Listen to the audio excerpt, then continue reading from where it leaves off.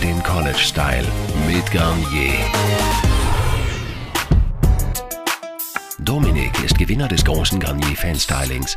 Der exklusive Besuch bei Haarexpertin Sina Felke hinter den Kulissen einer TV-Produktion ist für den 18-Jährigen ein echtes Highlight. Der angehende Student hat sich einen besonders lässigen Look ausgesucht, den College Style.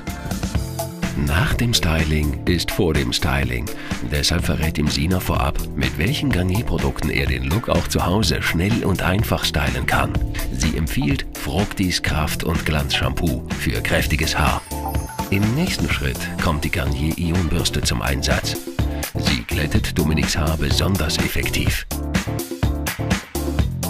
Sinas Tipp: Fructis Hartgel mit einem groben Kamm ins trockene Haar einarbeiten. Dadurch werden die Haare in Form gebracht und strähnig.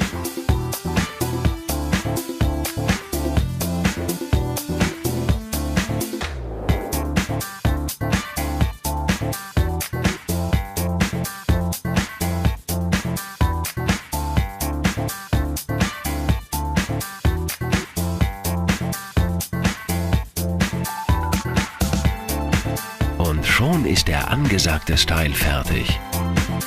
So gibt's einen lässigen Auftritt. Jetzt noch das passende Outfit und ab zu Marco ins Publikum.